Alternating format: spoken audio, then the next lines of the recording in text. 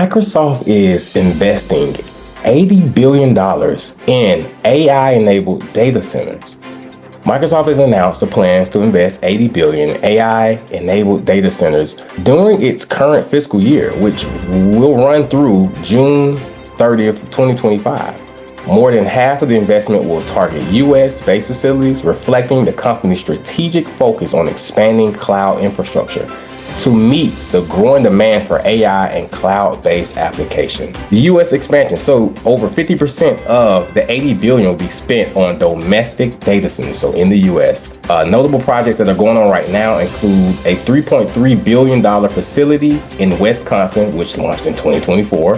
Microsoft plans to invest $35 billion in 14 countries over the next 3 years to expand its global cloud infrastructure. Expansion reaches Mexico, France, Germany, and Sweden. So Microsoft isn't playing. They're really getting behind this AI infrastructure. Investments are driven by increased demand for AI workloads, including the training of large language models and AI-enabled applications. Hyperscalers like Microsoft are racing to deploy infrastructure optimized for AI accelerators, critical for training and inference of AI models. So why does this matter? Dump truck because it's massive growth in the data center department. Global data center spending reached $180 billion in 2024. $180 billion for data centers globally were invested in just in 2024, driven by major players like Microsoft, Amazon, and Google Cloud. While analysts expect some cooling in the data center expansion, demand for AI-specific infrastructure remains strong. So it seems like it's still growing. Where does dump truck play a role? As we say